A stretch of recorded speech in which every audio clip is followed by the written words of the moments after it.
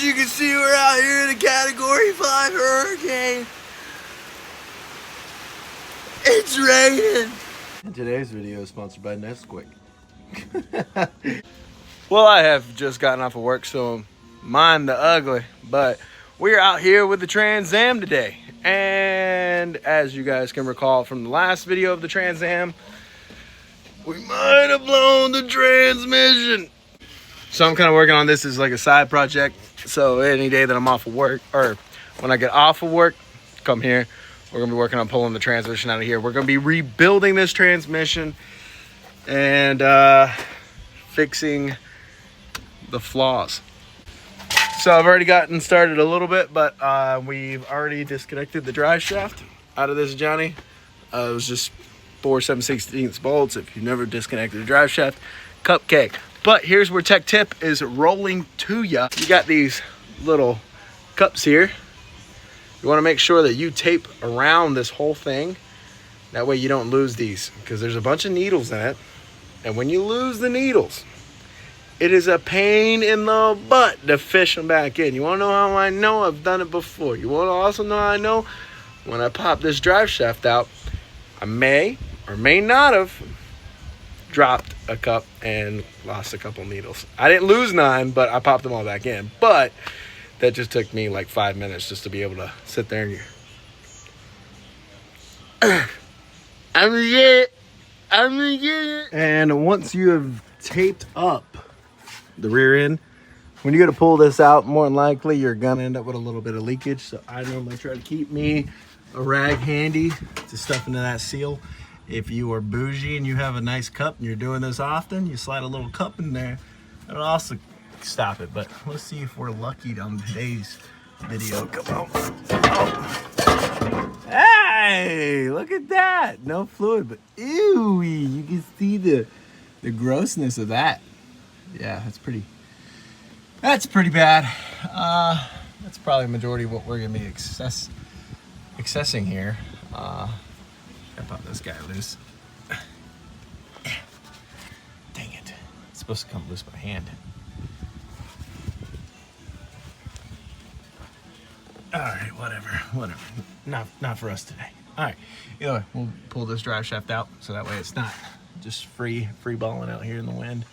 And then stuff this pocket however which way I'm going to do it. At least for the portion of what I'm doing today, I'm going to try to only get a certain amount of the transmission removed. So tomorrow, which still be in the same video, we'll end up taking these cross member bolts out, and then that's going to drop the full transmission. But before that, we're going to take out bell housing bolts and disconnect the shifter linkage and that speed sensor. And that should give us what we're looking for, because then all it should be is this. Oh, and torque converter bolts. Don't want to do that. You got to pull that out. You're going to end up pouring a lot of fluid out of that torque converter while it's sitting up there. That I've never done, but that was an assumption. And from what I'm seeing an inspection plate here, so I guess we're going to have to get that off too.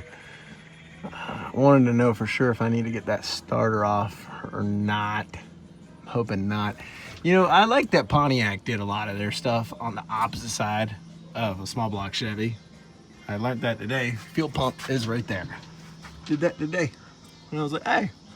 And it also works off the cam lobe. Kind of cool. Instead of that little rod, for any of you small block guys that know, you have to slide that rod up, hold it with some grease. You don't have to do that with these. You just pop them in, bolt it down, send it. It's pretty nice. Yeah, so we're going to hopefully not have to disconnect this starter. Those wires look, oh man, come on. That header is tight, son. Okay, inspection plate off. And now the inspection cover is off. Well, let me go ahead and give you guys a rundown. You're taking that inspection cover off on one of these. And if you're not, I just want to vent real quick about my pain. These are 3/8, okay? It's not a problem. 3/8, not a problem. But here, not a problem. Right here, not a problem. Not a problem. That one, the oil filter housing is right in the way. So let me run you down here. Ratchet with extension, not gonna work.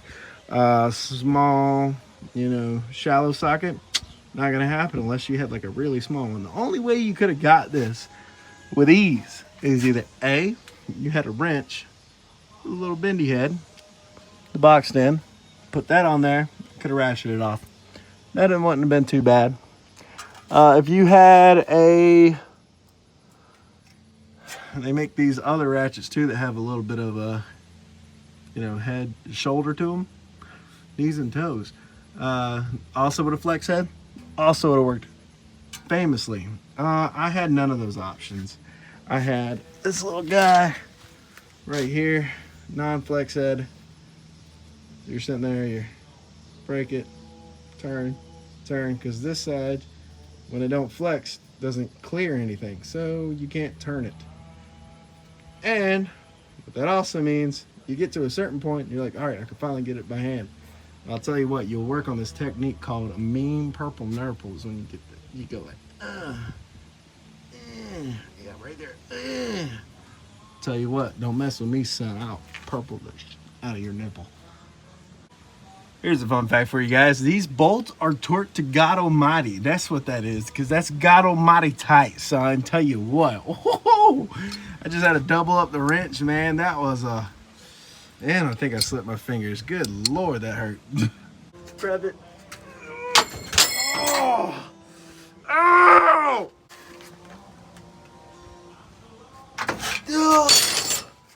Oh. That just holds a spinning wheel of fluid that has no, like it's just seeing a circle. I'm pretty sure. I'm gonna look up the torque specs for that, just because I want to know. That's too much. I'd do like 25 foot-pounds and maybe a little bit of blue Loctite. Call it a day. That had to have been a good 50, City 5. I don't. You've seen it already on the screen. I haven't. All right, next things next. We got these 2 transmission lines. And then I think we're gonna start cracking that bell housing loose. This cable here, it's a kickdown cable, but it's not hooked up, but it feels like it's hooked up, so we might have to lower the car down. That's gay. Well, whatever. Let's get to it.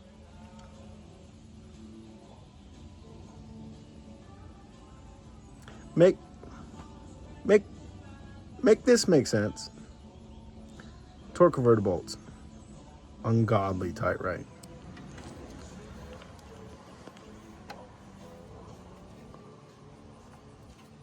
All right, you ready? Look, odd angle too, right? Right? Like, look at that.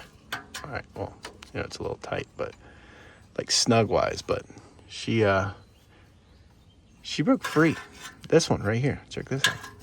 You ready? Look at this. You ready? I bet you I can do it by hand. Look at that. Look at this.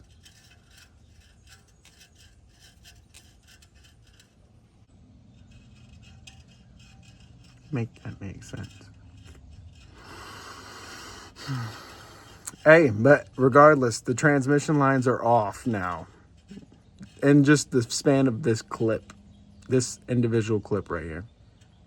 Wild. So for the 2 of you that are coming here to YouTube that is not from my Instagram, I'm going to show you exactly why we're even pulling this transmission in the first place, or what exactly happened that caused this.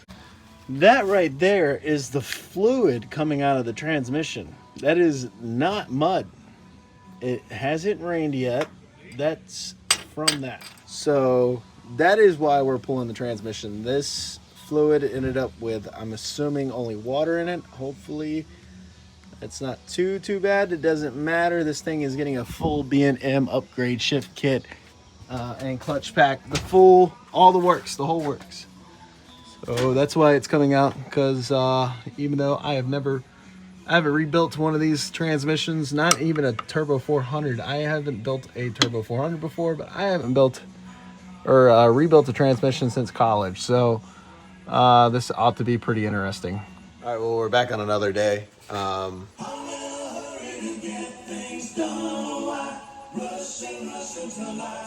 right, we're back finishing where we left off at. We are now gonna.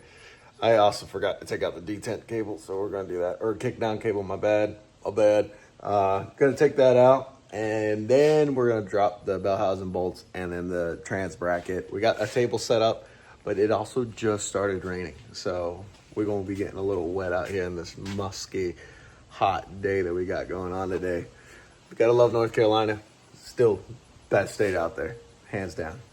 As you can see, we're out here in a Category 5 hurricane. It's raining. Turns out that the bolt was loose, so we were kind of curious on how water got into this car. Anything loose, it gives you the ability to have seepage. Seepage also allows stuff in, like moisture. And if you had a car sitting for several years, it's gonna have some moisture in it. So maybe that's where we ended up getting our whole, what's it called? Yeah. Because the fluid that keeps coming out of this thing is like starting to look more like water than anything else. Ew, chocolate milk. All I do, there should be fluid that comes out of that. It's not the dipstick, you know? Wow. Like two things happening here. Either the more extensions I put on this thing, the easier these break loose, or it was never tight. The bottom two that's easy to get to are snug, like they're tight. I had no extension. And then you go to these other ones, and I'm going like, okay, well, that was really easy. That's probably a problem. Or at one point it was a problem. I'm just curious, when we go to tighten up, is there threads in there? I don't see nothing on these, so I mean, I'd say we're big chilling, but and it's, you know, it's an iron block. Taking threads out of iron block. Who are you, bro? Yeah. So we got 3 more to go. Just did one side. They're all loose. Take that off. Detent cable. I mean, kick down cable. Why do I keep calling it detent? Kick down cable. I had to go all the way up to the top of the car to take it off the car and run the line down because it will not unhook. So normally, well, at least on Chevrolet transmissions, there's like a little, you know, straight line and a little loop, boop, and then you just slip it on. No, I don't know what this is. We'll see when we take it apart, but whatever. We got the trans bolts out. Now we had to put the transmission jack underneath it. I lowered the car onto it to where the transmission would go up high enough to where that little bolt, you see it slightly right over there, and then the hole where it would have gone. Picked it up, tilted it, and now you do these kind of like, I don't know if you guys ever worked on an S10 or not, like that. You pick up and then you twist them, and then they come right out.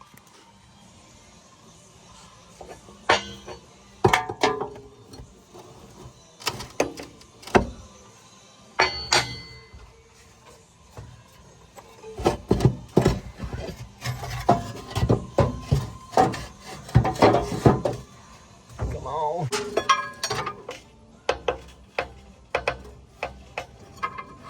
Okay, and then we gotta go over just a smidge. Yeah. Lower some more.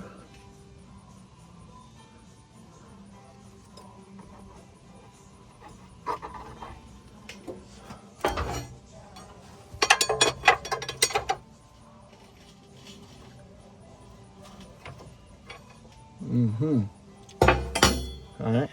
This is gonna take 2 hands. Transmission is down. Got all the milk here.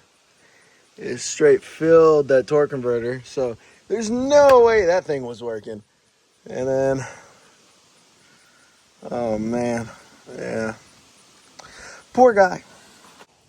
All right, so now we got all the fluid drained out of it, dude. I am really impressed by the way this looks, dude. It kind of looks like artwork, you know. But at the same time, before this like gray stuff came out of it, it was just this like dark brown, and then you had the the chocolate milk, and then I was like, oh my goodness, dude, this looks like a freaking latte. I could have done like been a barista, you know. I was like, man, I'm gonna put some designs in this thing. I'll put it I am right there. I am whatever you say I am. Eminem. Transmission. Look at that, bars. All right, now what we can do is we can knock all these bolts out, take the pan off, and then let's see what's inside this unit. But before that, I don't know if I want to try to roll this table into the garage or set up a table in the garage and then just clean this table. Let me know down in the comments below what you would decide on doing. It doesn't matter because I'm going to do whatever I wanted to do. All right. So, as you know, I'm not the most educated on the transmissions for the automatics. So when looking at this thing in the car, didn't even care to look at the oil pan to know if it was a Turbo 400 or if it was a Turbo 350. Got it out, popped the oil pan off, and as soon as I popped the oil pan off, I was like, ooh, this is tiny. I don't think this is a 400 no more. So I started fact checking it, checking casting numbers, and then checking just how you know. Apparently Turbo 400s, just so you guys know. So you don't, I mean, there's probably gonna be a lot of you guys who do know, and it's gonna be like clowning me in the comments, but Turbo 400s have an oil pan shaped like the state of Texas is what it's most notable as. Mine don't look like that. Mine, no state of Texas. I saw the oil filter, the filter housing, and I was like, huh, that doesn't look like Turbo 400. And I was looking at the rest of it, and I was like, oh man, that's a Turbo 350. Yeah, so this rebuild kit is not going to work. We're going to have to go get a different rebuild kit for this thing. Because that's just not going to do the job. So, luckily, I queued up quite a bit of videos for you guys. So, this is very far down in the future. So, hopefully, by the time this comes out, it'll be right on schedule. And I won't be late on a video. If not, we'll find something else to do. But, hey, either way, we're good. So, let's cut to Future Rome, who is going to have the correct rebuild kit and is going to start rebuilding it. And it's Future Rome. And Future Rome realized that video is entirely too long. So Future Rome decided we're going to cut this video right here. That was removing the transmission out of the Trans Am. A little update about that transmission rebuild. Started digging into it. We're already in the midst of rebuilding that transmission. But of course, we run into a little bit of issues, certain tools that you need that I don't have, that I'm waiting on to get here. It's a waiting game, a whole, little fun fact for you guys. Whenever you guys are teaching yourselves how to do this, maybe learn the full thing first before you just do. You ever seen those videos where it's like, oh, my ADHD is so bad. It's like, all right, now don't make sure you do that. And if you have done it, do not redo it back. I did that. I so did that. I was like, oh man, I'm just gonna start doing it. Tear the whole transmission apart. Watching, understanding. All right, I do this first, do that first, okay? And then make sure you have this tool. I don't have that tool. Womp. Okay, either way. that's mostly tore down. And two, in the midst of while we were filming this video, ended up changing our plans. It was just supposed to be a transmission board. Rebuild it, throw it back in, and sell the car. We are now going to sell the car as a complete restored vehicle. So this is going to be a big project for us on the channel. So I hope you guys are ready for a build series on our 1976 Trans Am, bringing it back to its factory look.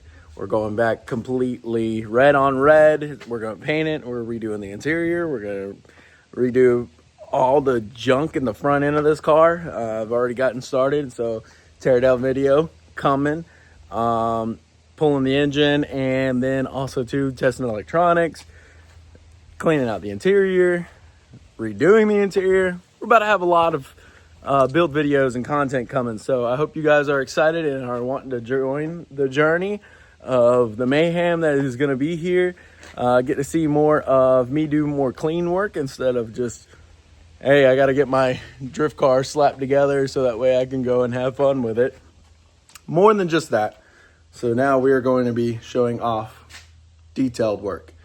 What it's like to, watch what you do and do the right thing. So I hope you guys are excited for that. And if you are, subscribe, keep notifications on, even though I don't even think it'll let you know that I've uploaded a video. But if it does, then that's great. That's amazing.